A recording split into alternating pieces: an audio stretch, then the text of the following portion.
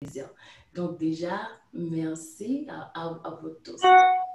Donc là, je vais vous faire une question. Quand on regarde quelqu'un, est-ce que quand on regarde quelque chose, quand on regarde même un édifice quelconque, on pense, mais quand on ne dit rien, il y a une idée qu'on se fait de la chose, de la personne, de ce qu'on a vu. Et on peut utiliser les petits emojis qui sont qui sont en bas dans le Zoom sur l'écran. Qu'est-ce que ou bien si vous voulez parler, vous pouvez aussi le faire sans problème. Est-ce que vous êtes déjà conscient de ça? Tout ce qu'on voit, on a une opinion à propos. Vous me dites si oui, vous avez cette expérience-là, qu'on émet qu'on pense, qu'on a des idées. On peut ou écrire dans le chat ou bien mettre le petit emoji sur l'écran. Ou ouvrir le micro et aussi répondre si on veut.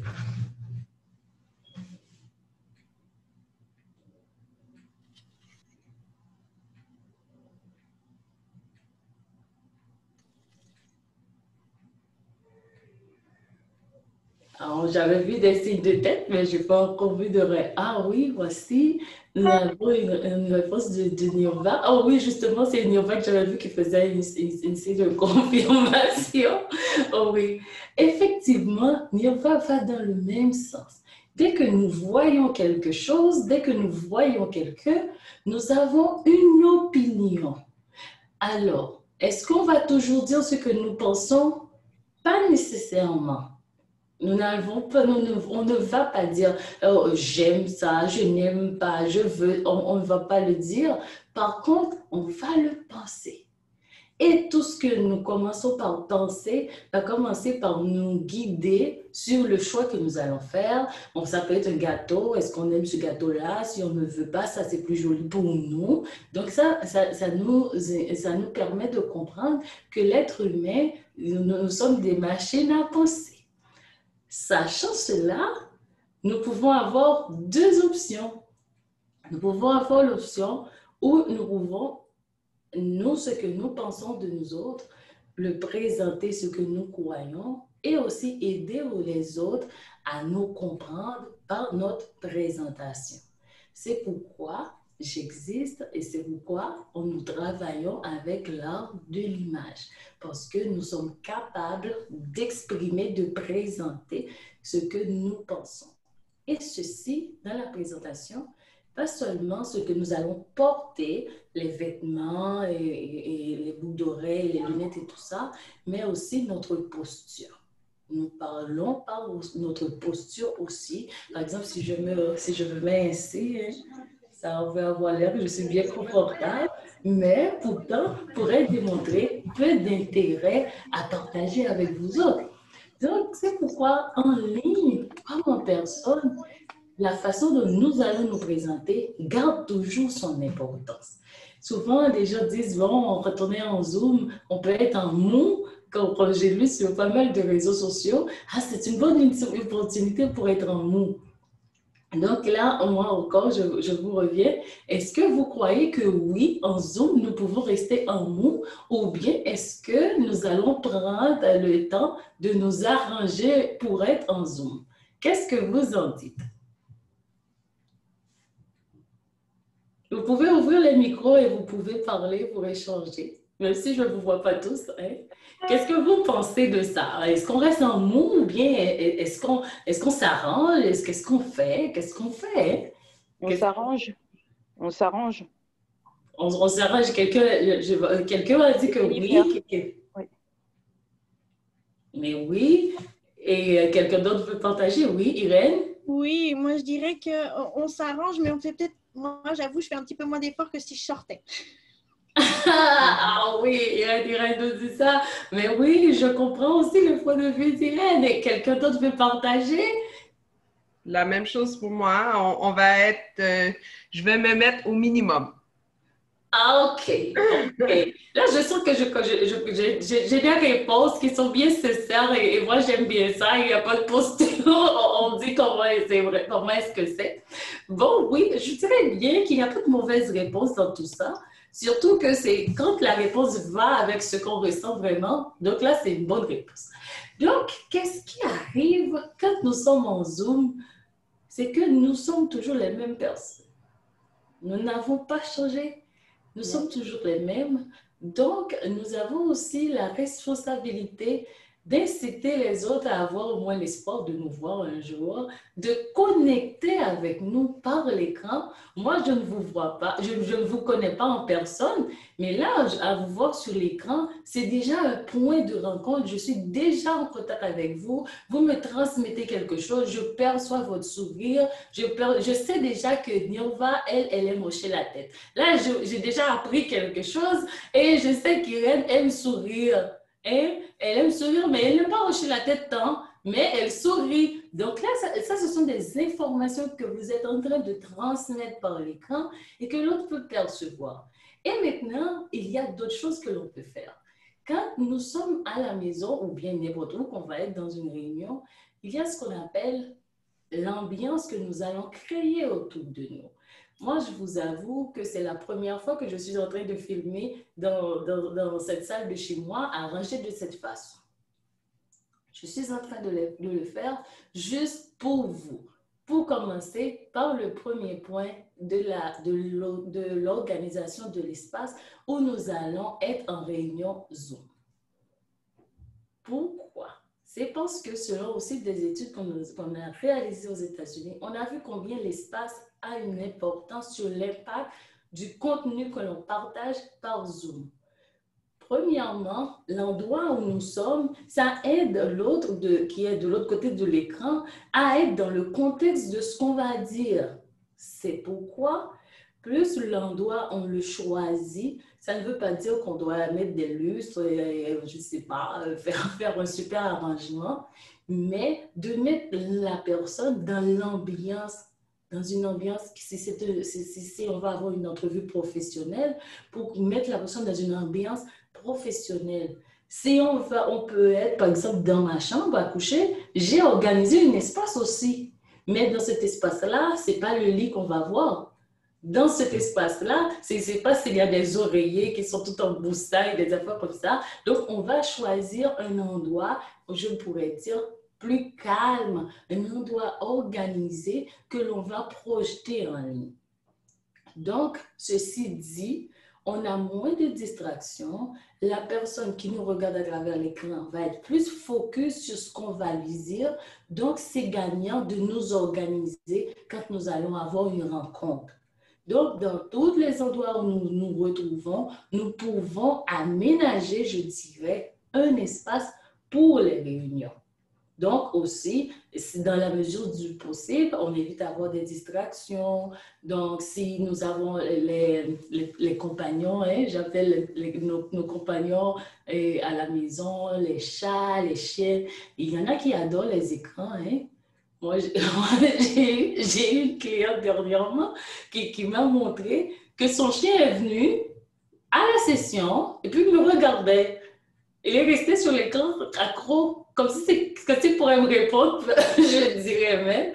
Donc, des fois, ils peuvent être des distracteurs dans les réunions. Et plus la réunion est professionnelle, c'est plus eux autres, ils peuvent être plus une source de distraction. Donc, à ce moment-là, on peut fermer la porte puisque eux, ils connaissent toute la maison et puis ils ont le droit à tout. Ils savent monter sur les écrans et tout, ils n'ont pas de normes. Donc, on va aider à ce qu'eux, ils puissent ne pas interrompre. Aussi, un autre point à voir avec les réunions en ligne, c'est le thème de la nourriture. Quand nous sommes dans une réunion professionnelle en ligne, souvent, le code de la réunion, on doit comprendre quel genre de réunion. Est-ce qu'on va nous permettre de prendre, est-ce que c'est un café? Est-ce qu'on peut prendre du café? Est-ce qu'on peut avoir de l'eau? Il y a des réunions qu'on peut, oui, avoir du café, de l'eau. Il y a des réunions qu'on peut manger en ligne. Je répète, il y a des réunions que, oui, on peut manger en ligne. Et quels sont ces genres de réunions-là? Un dîner en ligne. Oui, on va pouvoir manger en ligne parce que cette réunion-là est destinée à avoir un dîner. C'est prévu. Donc, c'est aussi prévu qu'on va s'organiser pour ne pas parler la bouche pleine. c'est aussi prévu que ce qu'on va manger, que ce ne soit pas trop croustillant pour ne pas faire beaucoup de bruit sur l'écran. C'est aussi calculé qu'on ne va pas chercher des choses difficiles hein, pour qu'on soit tellement focus à découper, je ne sais pas. Et puis que ce soit et que l'expérience devienne plus complexe. Donc, ça, c'est si on a un dîner, c'est si on a un souper en ligne, si on a un cocktail en ligne, et puis il y a même des événements qu'on envoie à la maison des participants, des boîtes de ce qu'on va consommer. Ça peut être du vin, ça peut être du fromage, de la bière, le thème de l'événement. Donc ça, c'est un événement où l'on sait, dans ce code d'événement, on va consommer, manger quelque chose.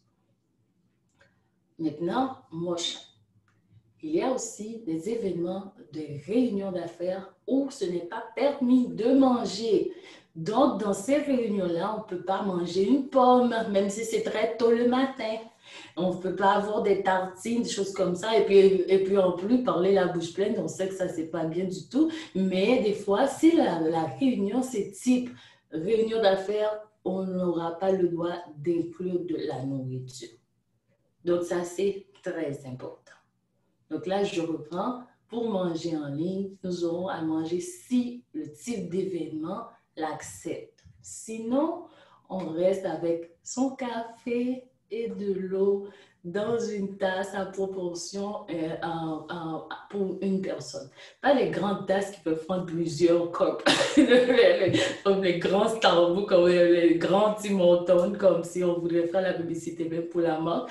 Donc là, ça c'est trop grand, il faudrait que ce soit plus petit parce que l'écran va maximiser tout ce qu'on met devant la caméra, ça va s'agrandir et puis même nous couvrir le visage souvent.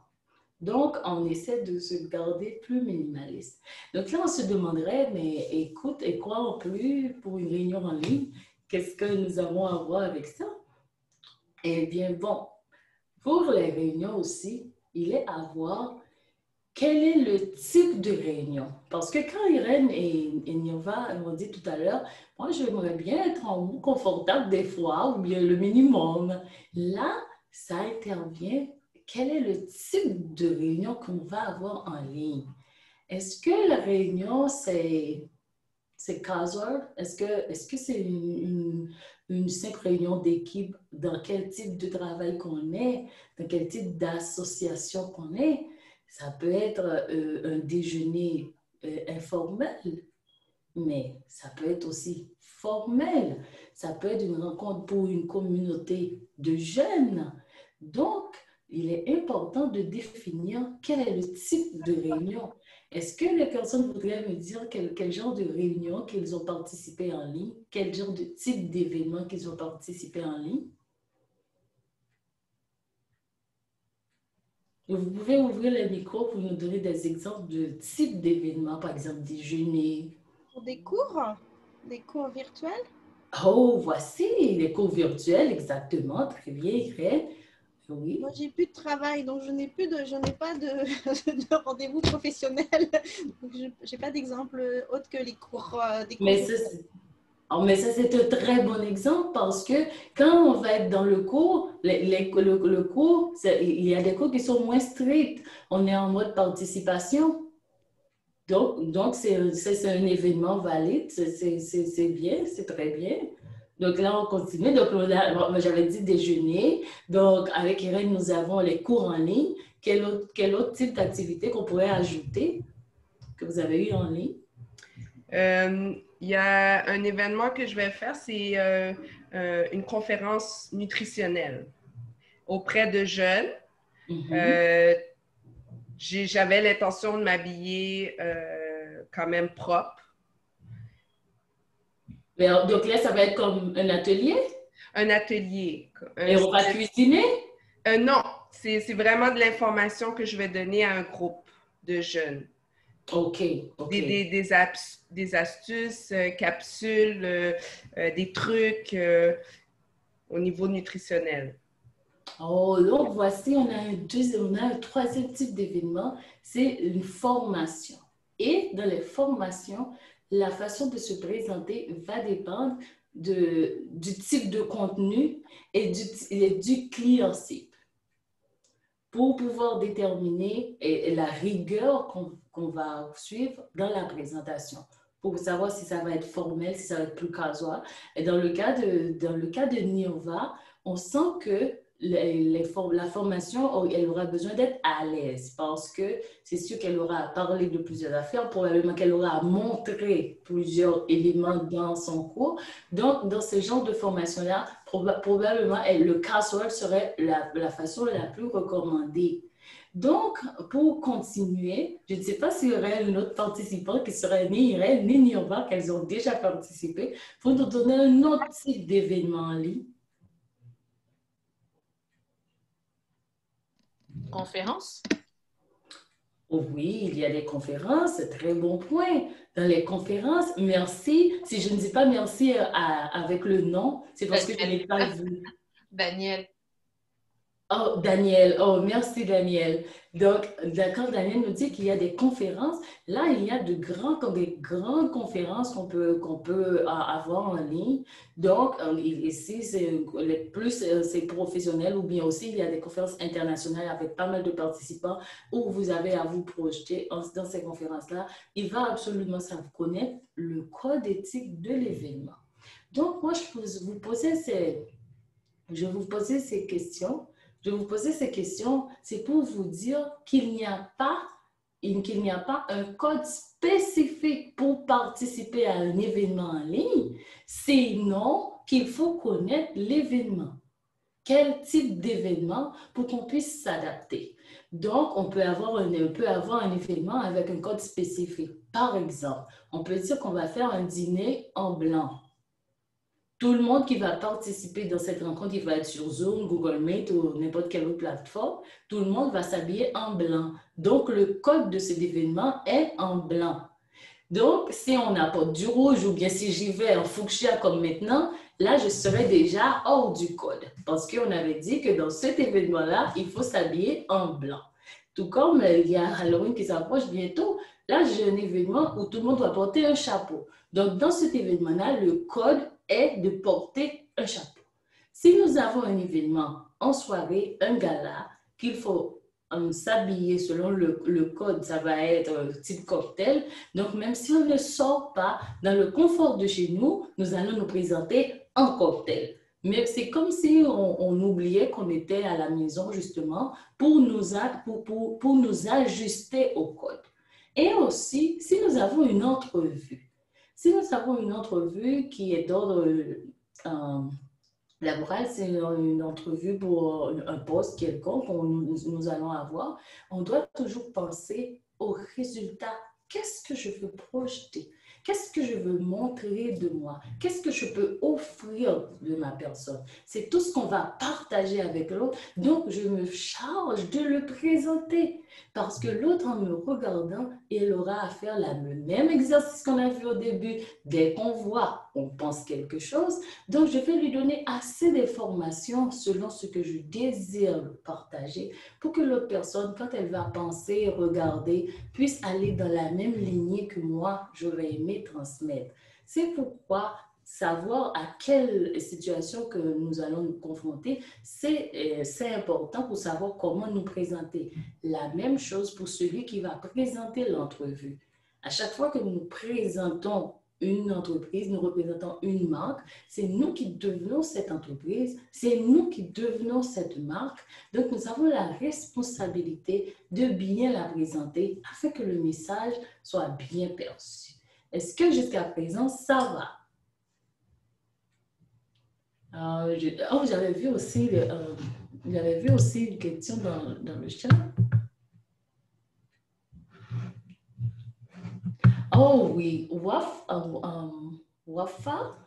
nous a aussi dit dans le chat que lui, il prend soin de sa présentation dans les formations. Mais oui, et aussi quand on est dans le domaine des formations, pour ceux qui présentent des formations, c'est important que les participants puissent se sentir en confiance et puis aussi qu'ils puissent sentir qu'on s'est préparé pour eux, qu'on les attendait.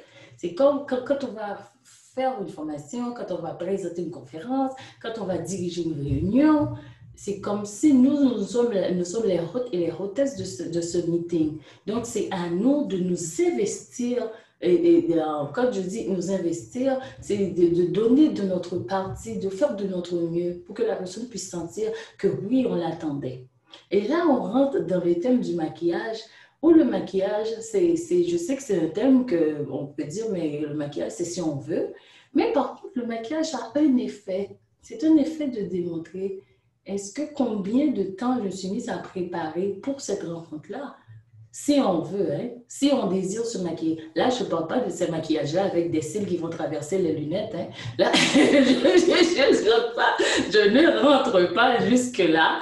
Là, je suis en train de mentionner un maquillage comme celui que je porte aujourd'hui, un maquillage qui est assez simple, mais là, qu'est-ce qui juste fait la différence entre si on était couché, si je viens, je me réveillais, entre si là, je suis préparée pour vous tous qui êtes avec moi aujourd'hui. Là, c'est ce genre de maquillage, je pourrais dire, un maquillage classique à naturel, mais où on prend soin on prend soin de sa peau, dans le cas des femmes, on soigne sa coiffure. Les hommes aussi vont faire la même chose, ils vont préparer, se coiffer et tout ça, s'organiser les cheveux, parce qu'on sait aussi que dans le Zoom et dans les réunions en ligne, c'est le bus qui va être en avant.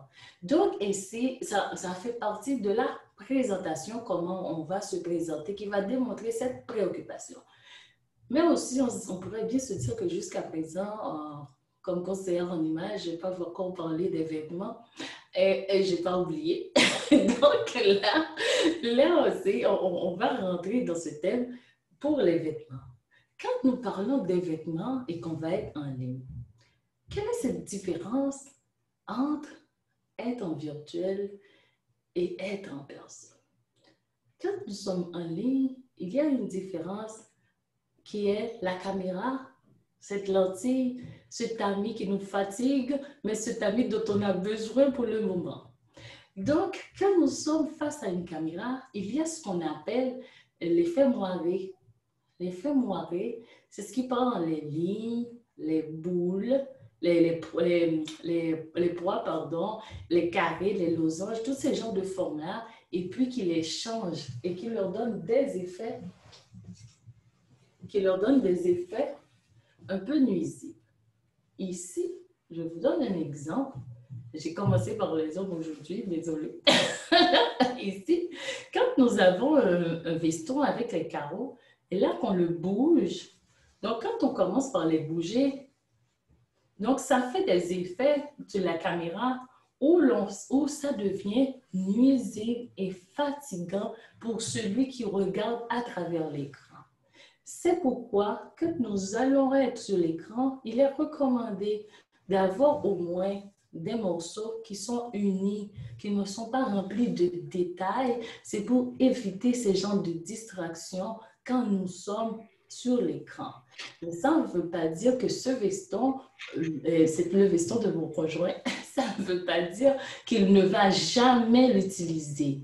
Oui, il pourra toujours l'utiliser, mais c'est plus recommandé que ce soit en personne. Parce qu'en personne, les lignes vont rester stables, nous sommes en face, il n'y a pas de distorsion. Mais quand nous sommes à travers de la caméra, toutes ces lignes-là commencent par nous créer beaucoup plus de soucis. Donc, c'est pourquoi, pour éviter ces genres de distorsion, donc c'est recommandé que nous utilisons surtout des morceaux unis. Donc, le premier point qu'on retient dans les vêtements, d'utiliser des vêtements qui sont unis. Nous allons éviter les fleurs, éviter les poids, les carreaux, les lignes. Donc, tout ça ce sont surtout ces genres de motifs-là qui sont instables et qui bougent. Par contre, en couleur, on peut porter deux. On peut avoir, par exemple, aujourd'hui, je porte du noir et du rose. Là, c'est juste deux couleurs. Et je vois plusieurs personnes sur l'écran, on peut voir qui n'ont pas beaucoup de changements de couleur. Avec deux couleurs, ça peut aller. Mais quand on commence à aller au-delà, bon, on devient trop généreux. Et là, ça peut créer trop d'éléments sur l'écran. Donc, c'est ça. Ce sont là des différences entre la vie en personne, la présentation en personne et la présentation en virtuel. Et s'il y a des personnes qui portent des bijoux, là, avec l'écran, la grandeur des bijoux commence à jouer un autre rôle. Par exemple, moi, j'aime beaucoup porter des broches. Par contre, en virtuel, porter de gros bijoux peuvent donner beaucoup plus de distorsion sur l'écran et aussi créer, attirer l'attention vers cet élément-là. Donc, c'est pourquoi, avec les broches, moi, aujourd'hui, par exemple, je n'en porte pas. On essaie d'être plus discrète. Si ça, on va apporter une broche, que ce soit plus petite. Si on va apporter une chaîne, des boucles d'oreilles, que ce soit plus simple. Et dans le cas des hommes, s'ils vont porter des cravates, s'ils vont porter des nœuds papillons, c'est mieux d'en porter qui soient unis et puis qui ne soient pas remplis de détails ou bien qui changent de nuance. Et puis quand ils bougent, on ne sait plus quoi.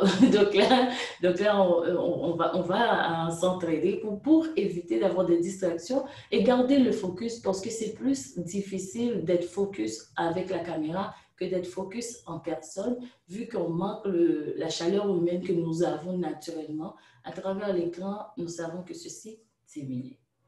Et là, est-ce que ça va? Est-ce que ça va? Je vois que j'ai encore une question ou une participation dans le chat. Je vais voir.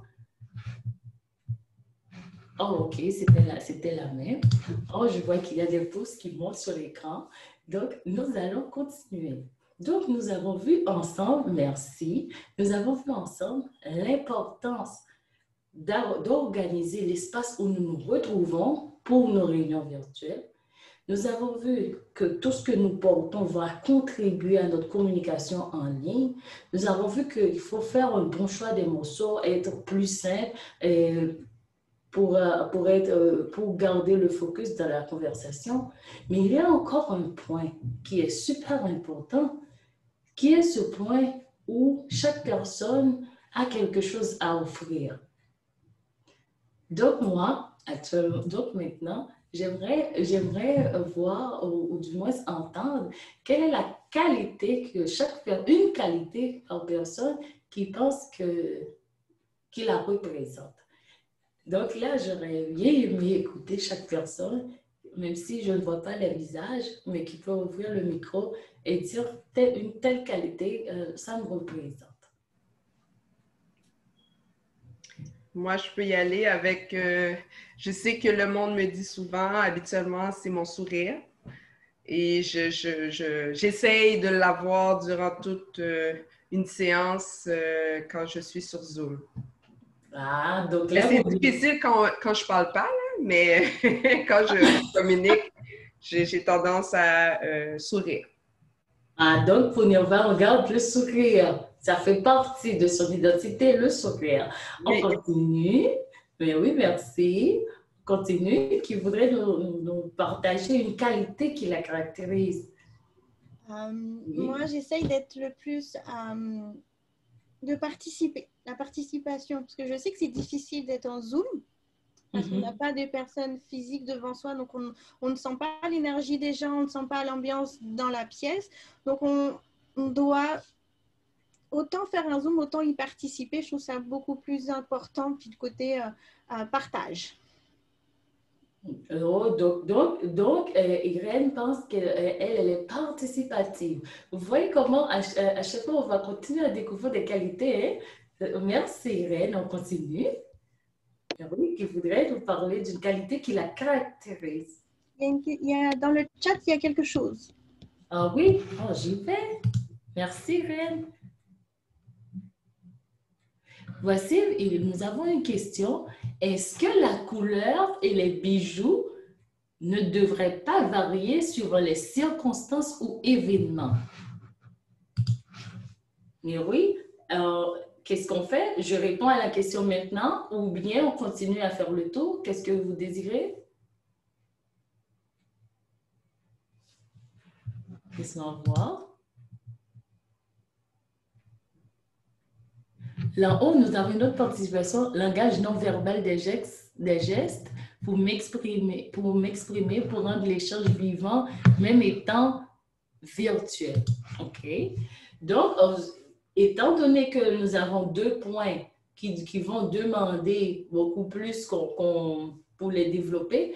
Donc là, je vais remercier les autres personnes qui probablement voudraient aussi nous partager leurs qualités, que je sais qu'il y en a pas mal, et pour pouvoir entrer dans les points qui sont dans le chat et qui sont aussi intéressants, qui vont déjà dans le sens où on allait avec les réponses. Pourquoi j'avais posé la question de penser à nos qualités? C'est parce que nos qualités et la personne que nous sommes, nous devons y penser à chaque fois que nous allons aller dans une réunion. Est-ce que la façon que je vais me présenter aujourd'hui, ça correspond à mes valeurs? Est-ce que c'est moi? Est-ce que c'est ce que je veux représenter? Est-ce que je veux représenter que moi, je suis une personne qui va sourire? Est-ce que je vais être participative? Donc, si je veux être participative, c'est sûr que je ne vais pas être ici, hein?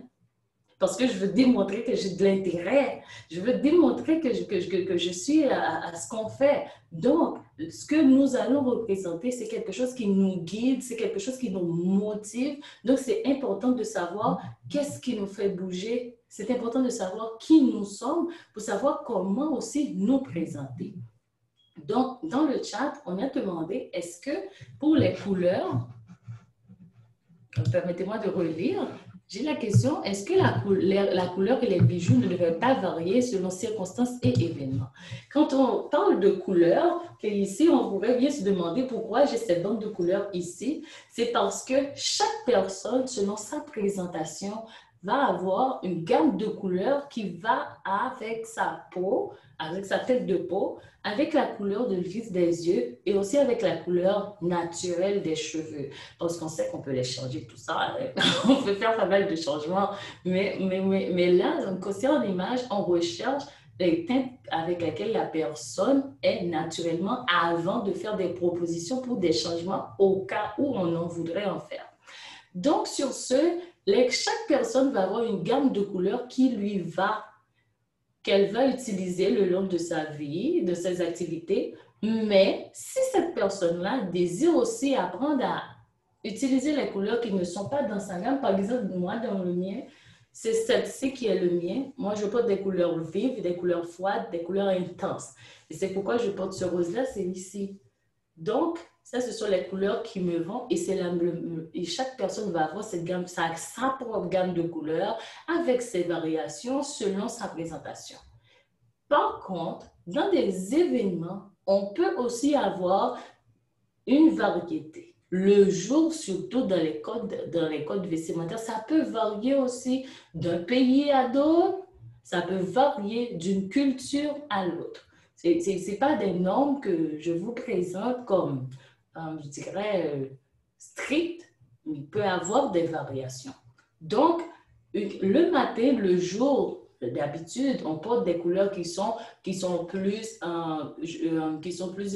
vives le jour. Cependant, le soir, pour les galas, les cocktails, à partir de 6 heures, les couleurs deviennent beaucoup plus sombres. Si on va porter du bleu, le bleu va être beaucoup plus foncé le soir que si c'était le matin qu'on pourrait porter un bleu clair, par exemple. Parce que le soir, oui? Oui?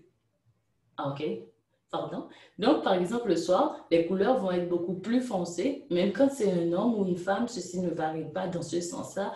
Donc, puis aussi, le soir, on va avoir plus de brillants. Donc, si on est invité à un cocktail, même si c'est en ligne, là, on va porter des brillants parce que les pierres et les brillants vont surtout le soir après 6 heures. Si c'est un cocktail, si c'est un 5 à 7 types cocktail, on va porter ces genres de bijoux-là. Donc, le jour, on va porter des bijoux qui sont à caractère métallique, par exemple, des bijoux qui ont l'air, ça n'a pas besoin d'être un vrai argent, ça peut être juste une fantaisie, mais couleur argent, fantaisie couleur or. Le jour, on va porter des perles, dans le cas des femmes qui veulent porter des perles, on va avoir des perles le jour. Donc, le soir, pour avoir des perles, ça va être combiné avec des pierres pour qu'on puisse avoir le punch qu'on a besoin pour la soirée.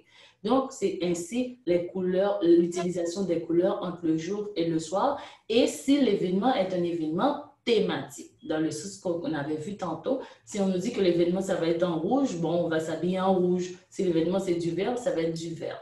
Donc, j'espère avoir répondu à cette question. Donc, nous avons notre palette de couleurs à nous. Et ici, ce sont des exemples de palettes de couleurs que chaque personne peut avoir selon son analyse de couleurs. Ici, ce sont des exemples. Donc, on garde cette palette-là pour magasiner si pour acheter ce dont on a besoin. Donc, là, c'est le thème de couleur et puis le thème pour les bijoux. La deuxième question qu'on avait eue, qu'on va avoir, c'est le langage non verbal et je sens qu'il devient complémentaire avec la troisième question qui parle à propos des personnes qui ont des types de nervosité et qui, par exemple, j'ai une cliente, par exemple, elle, quand elle est stressée, elle fait ça.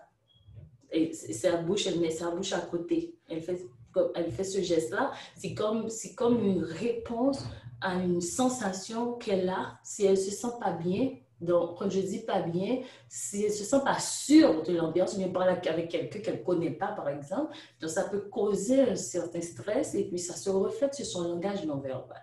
Donc, quand nous parlons du langage non verbal, nous nous référons à toutes les positions, à toutes les expressions que nous pouvons avoir par notre corps.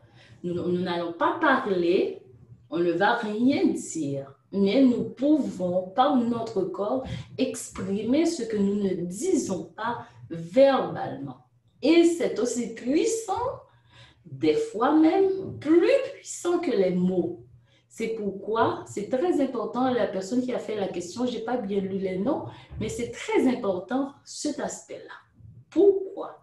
Si je vous dis, mais je suis très contente d'être avec vous, mais le soleil, c'est très beau dehors, mais vu que je continue à vous dire que j'aime la crème à la glace, mais je continue à secouer ma tête ainsi. Est-ce que vous pensez que vous allez croire aux belles choses que je dis face à ma tête qui secoue ainsi? Est-ce que vous arrivez à faire une cohérence? Donc là, il y a le mode. Donc là, vous venez de voir l'effet du non-verbal en faisant vous-même ce même style-là. C'est ce que vous avez retenu. Vous n'avez pas retenu ce que j'ai dit. Vous avez fait pareil. C'est parce que c'est plus puissant et la cohérence, c'est tout ce que nous avons besoin pour que le message puisse passer. Donc, si une personne, comme dans l'autre question, qui dit, si on a des trucs de nervosité, qu'est-ce que je recommande? Je recommande qu'on fasse des exercices à la maison avec des miroirs. Parce que premièrement, quand la personne se rend compte de cette nervosité-là, c'est déjà un très grand pas vers la solution parce que cette personne-là a pris le temps de s'observer. C'est déjà une grande partie. Donc, on peut utiliser des miroirs pour voir le geste que l'on fait, identifier la situation ou les situations qui vous mettent dans... Excusez-moi. Identifier les situations qui vous mettent dans ce contexte-là. Qu'est-ce qui vous fait changer? Qu'est-ce que je ne peux pas contrôler? Qu'est-ce qui me met ainsi? Qu'est-ce qui me rend ainsi? Et si, en faisant attention, pour que ceci s'arrange, vous n'arrivez pas à le contrôler, il faudra absolument l'intervention d'un coach pour pouvoir directement travailler cette condition. Parce que le plus souvent, ces conditions qui sont liées au stress, qui sont liées à ces gens, à ce comportement du non-verbal, souvent c'est lié à l'enfance, souvent c'est lié au comment on va gérer ce qu'on ne comprend pas, comment on va gérer l'inconnu, comment on va gérer tout ce stress-là. Donc, c'est à ce moment-là qu'on intervient. Donc, c'est ce que avec l'image, on fait. Donc, en image, moi, ce que je peux faire, je peux détecter, je peux comprendre, par exemple, pourquoi quelqu'un peut avoir ce genre de comportement-là. Par contre, nous n'arrivons pas jusqu'à l'arranger parce que ça peut être de notre ordre qui n'est pas nécessairement lié au service d'image. Donc, pour m'assurer que le client puisse avoir le traitement qui correspond directement, à ce moment-là, la personne est transférée à, soit ça peut être un coach de vie. Il y en a des fois, ça peut être même d'ordre médical. Donc, et aussi, ça peut être aussi de l'histoire de la personne. Je vais vous donner un exemple. Une fois, j'avais un client, à chaque fois qu'il allait dans des événements et qu'on le prenait en photo, il avait une jambe qui regardait hors de son plan. Par exemple, à chaque fois qu'il se tenait debout, s'il était debout face à nous ainsi, il avait une jambe qui regardait à gauche, qui n'était pas au lieu d'avoir les deux pieds dans le même sens, donc il y a un qui était juste ailleurs. Dans ce cas, à chaque fois, je lui faisais faire ses répétitions, il faisait très bien, mais ça terminait toujours par sortir dans les événements, il sortait sur la presse, je voyais ça. Et cette personne-là, aujourd'hui, elle peut avoir les deux jambes, les deux pieds, les deux dans la même direction, mais ce travail a été réalisé par un coach de vie qui avait déterminé que cette personne-là devait travailler ses relations avec sa famille. Donc, voyez comment, juste par le non-verbal, ça a débouché sur toute une étude dans sa vie et ça lui a pris un cheminement pour se réconcilier avec son passé, se réconcilier avec ses parents. Et voici aujourd'hui, cette même personne-là est capable d'aller dans des événements, est capable d'aller dans différents endroits où il ne se sent pas trop confortable, mais est capable de gérer tout ça parce que la personne a pris le temps de se travailler. Donc, dans le non-verbal, plusieurs aspects rentrent en compte. Et nous avons aussi une autre question.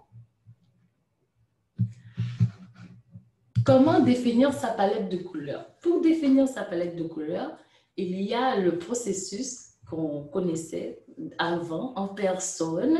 Je mettais les différents tissus, bandelettes de tissus sur la personne dans le bus pour voir la réaction de la peau et ainsi déterminer la base de sa peau, quels bijoux qui lui font le mieux et ainsi déterminer dans quelle palette la personne va avoir les meilleures réactions de couleurs qui lui sont favorables.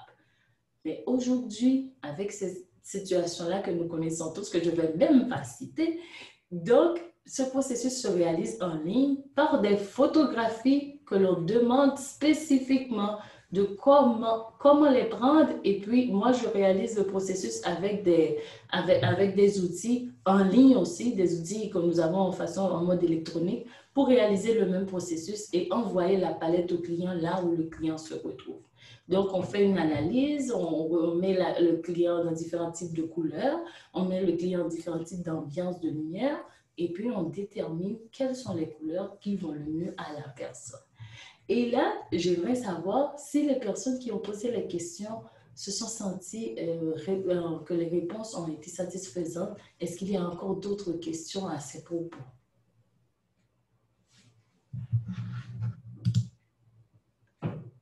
C'est Wafa qui avait posé les questions, Madeleine, et puis ah oui, ok, Irène, Maria.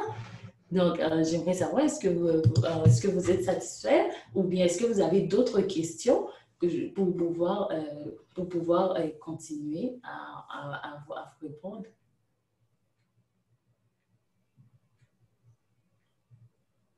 Ah bon, ah ok, merci. Oh bon, tout est beau avec les questions. Bon, je suis très contente d'avoir pu vous aider à ce propos. Et là, il y avait aussi deux aspects techniques qu'on n'a pas vus et que oui, j'aimerais bien voir avec vous. C'est l'utilisation du microphone. Quand nous sommes dans des réunions en ligne, en plus de bien nous présenter, tout ça, il y a aussi la technologie qu'on ne peut pas mettre à côté parce que c'est elle qui nous aide. Donc, nous allons faire de la technologie nos alliés. Il y a le microphone. Avec le microphone, oui, on peut nous écouter, tout ça, mais souvent, c'est pas notre tour, c'est comme si on était en personne. Notre tour, et il faut le respecter, et souvent les technologies de réunion, ça fait une cacophonie si tout le monde parle en même temps. En final, on ne sait plus qui a parlé, qui a dit quoi, on se perd. Et des fois, il y a ce qu'on appelle les bruits de salle. Actuellement, je sais que je vous parle, moi, mais c'est fort probable que vous puissiez entendre si une voiture passe, que vous pouvez entendre un petit chut du background. Ce son-là, c'est pas moi qui le fais, mais c'est toute l'ambiance où je suis. C'est pourquoi, même quand nous ne parlons pas, c'est important de fermer nos micros. Parce que des fois, on croit que moi, je ne parle pas, c'est correct. Mais le micro, il reçoit plus que nos oreilles. Donc, il peut capter et puis transmettre ceci dans la réunion. Et puis, ça crée des malaises dans les réunions. Des fois, on est obligé de dire, tel, pouvez-vous fermer votre micro? Donc, j'espère qu'après cette rencontre, on va être encore beaucoup plus perspicace à fermer nos micros. Des fois, je crois même que c'est mieux qu'on oublie de se démuter, qu'on nous demande de fermer le micro. Parce qu'on dérange vraiment, on dérange. Et il faut être conscient. Moi, j'ai des enfants, ils ne sont pas là maintenant, mais moi, j'ai un garçon de 4 ans et moi, je vous assure que lui, il va faire beaucoup de tapage. Hein? Il va faire beaucoup. Donc, les enfants, ils sont imprévisibles. On ne sait pas ce qu'ils vont faire, mais on sait qu'ils sont capables de grandes choses. Donc, dans ce cas, on garde le micro fermé et aussi, il y a des situations qui peuvent arriver quand nous sommes en ligne. On peut avoir un besoin de s'étirer, par exemple. Si on reste longtemps dans une position, on termine par se fatiguer. C'est normal. Par contre, là encore intervient le non-verbal. On ne va pas s'étirer en pleine réunion. On ne l'aurait pas fait en personne. On ne se serait pas étiré.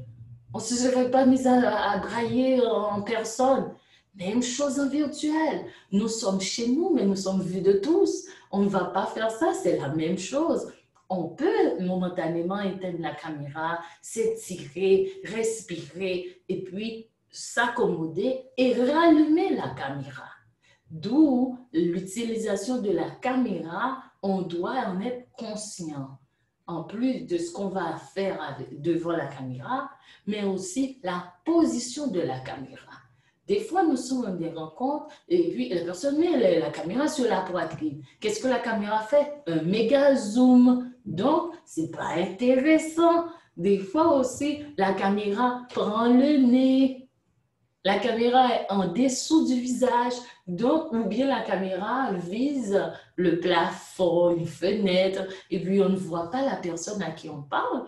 Donc, c'est important pour nous de fixer la caméra sur nous autres, où est-ce que nous allons être, et puis de choisir un meilleur angle. Des fois, c'est trop proche de nous, donc nous devenons trop maximiser. Des fois, et puis c'est pourquoi les distorsions vont venir. Si on va avoir plus de front et puis on ne voit pas les yeux, ou bien on voit ici, on ne voit pas là. Donc là, on s'arrange afin qu'on soit harmonieux par la caméra. Donc, nous avons vu l'utilisation de la caméra, la position, l'utilisation du microphone, de se muter et se démuter dans les réunions et puis éviter les cacophonies. Et maintenant, juste le dernier point qu'on va voir, parce que là, ça va rester quelques minutes, les 5 minutes sont à vous, pas à moi, c'est aussi l'heure, la ponctualité dans les réunions en ligne, ça fait aussi partie de l'image. Si nous avons une réunion en ligne, l'autre n'est pas, on ne va pas voir si elle arrive. On ne va pas voir, on ne sait pas. Donc, quand nous sommes en ligne, c'est très important que nous respections l'heure. C'est très important parce que nous allons commencer, nous avons un temps, il faut respecter l'agenda des autres, respecter le compromis que nous avons pris. C'est la même chose que comme si on était en personne. On doit respecter l'heure.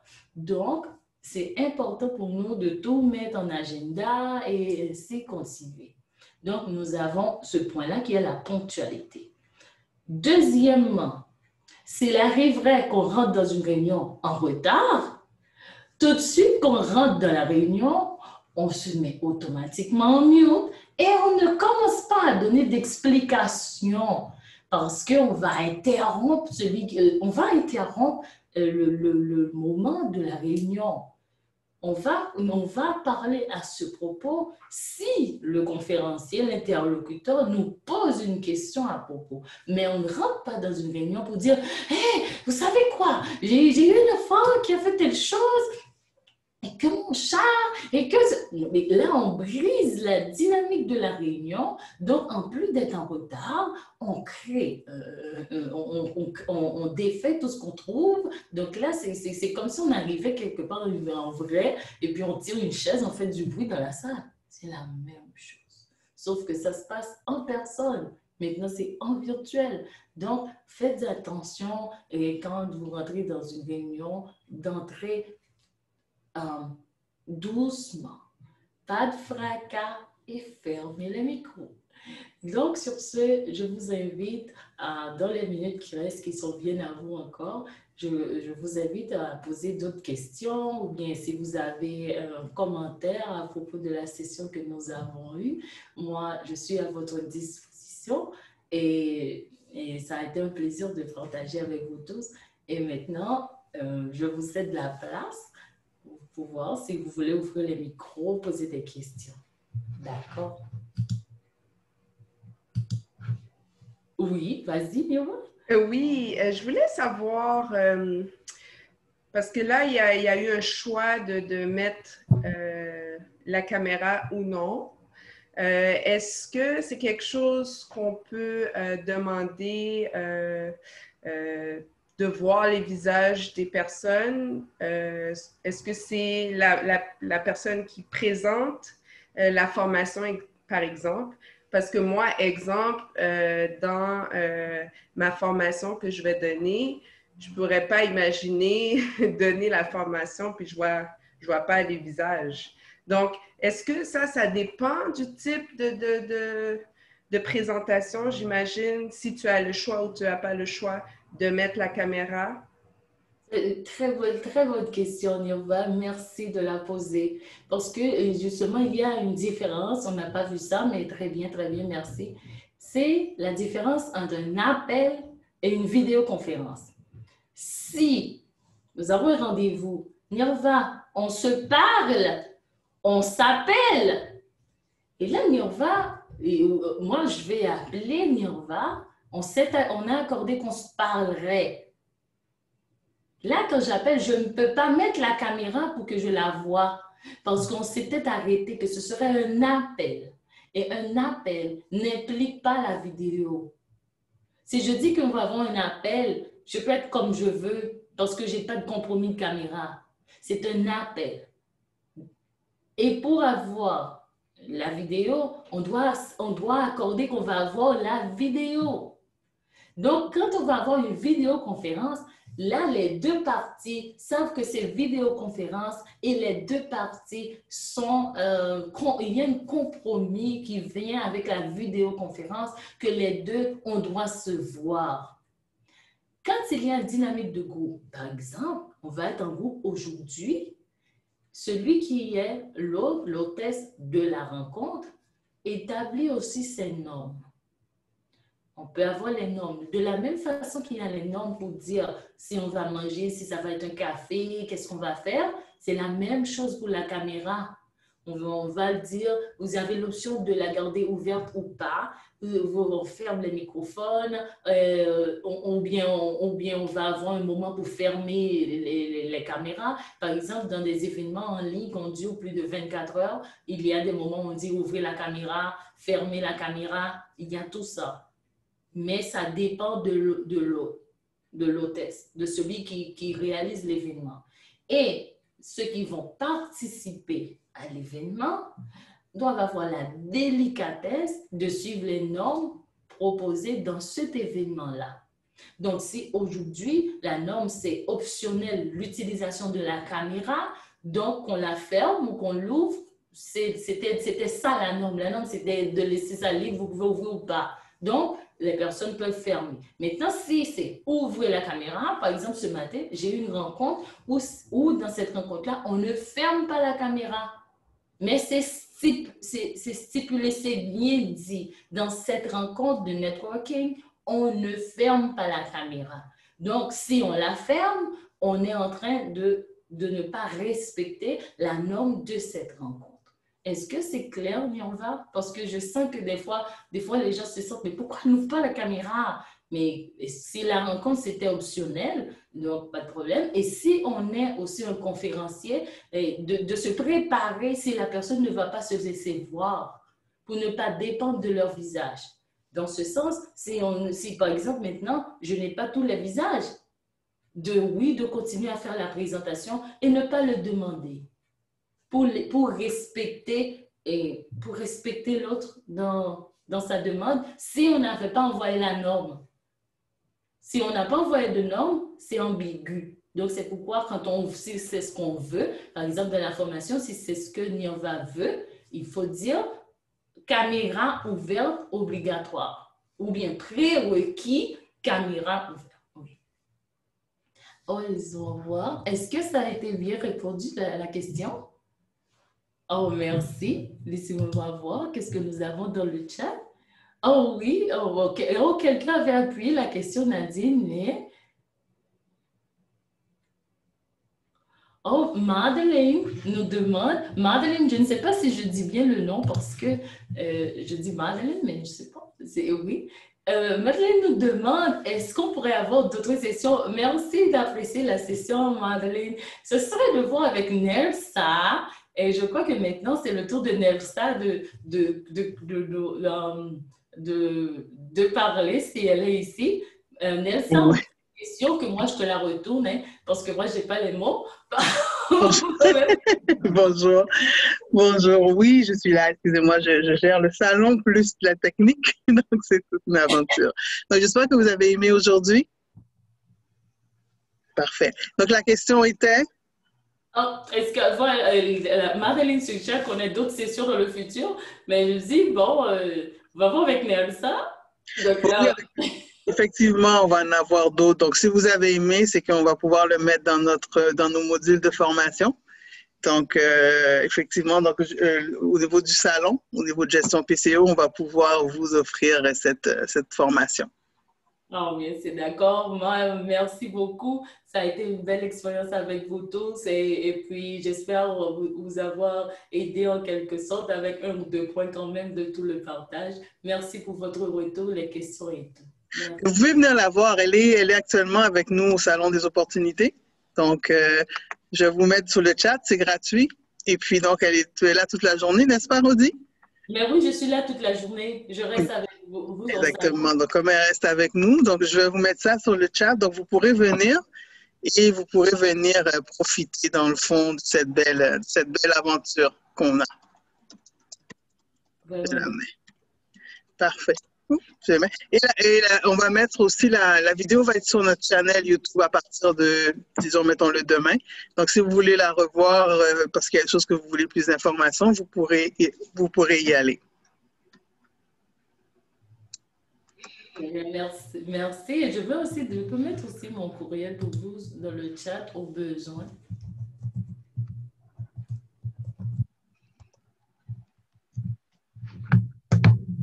Parfait. Donc là, on va garder contact et je vous souhaite bonne chance dans vos entreprises à tous. Merci. Plus tard. Merci, au revoir. Au revoir. Merci.